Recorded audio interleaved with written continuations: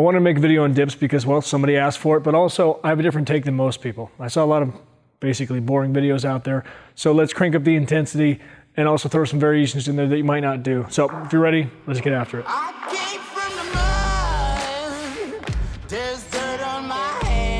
So the common adage that the bottom part of the movement's chest, the top part's triceps, reigns true for me. But when I'm doing triceps, I actually turn into more of an arcing motion. Feel like I'm doing a kickback or extensions instead of that traditional dip where you're going straight up and down, because for me, that's just too much shoulder.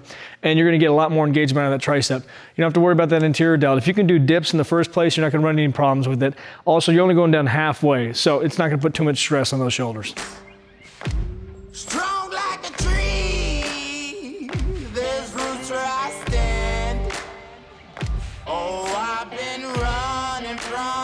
So for me, you can do chest dips one or two ways. The traditional way, we're rotating those shoulders back and down, leaning forward, stretching as low as you comfortably can, and driving up about 3/4 of the way up. The second way is a little counterintuitive because you're gonna stay towards the top of the movement, and you're gonna flare those elbows out nice and wide and feel like you're driving from the elbows in.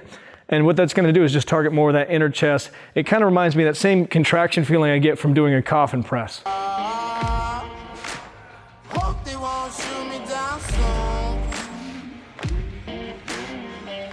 All right, so how do we crank up the intensity? We've talked about weighted dips, which are just by far one of the best ways, but a different variation of that is weighted negatives. So you're gonna use a weight that you couldn't even do probably one or two dips with, put that on there, and then jump yourself up, fight that negative as slow as you can. If you can do a 10 count, great. If you can stop somewhere along the way and just hold that tension, even better. You might only be able to get 5-6 reps, which is perfectly fine. Then from there, drop that weight belt and continue to rep it out.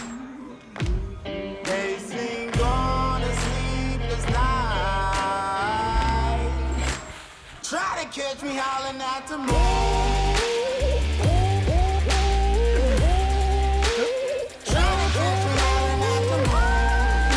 So if you're gonna add weight to the dips I showed you, I think it's best to do weighted dip belt for chest and then actually just hold a dumbbell between your feet for triceps.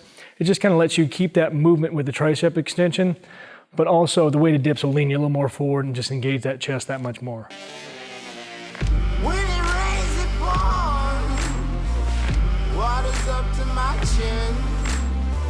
Another way to crank up the intensity is actually doing less reps than you could with the weight and just pausing in between. So there's an entire training style built upon this, but all you're gonna do is say you have a weight that you can do 15 reps with.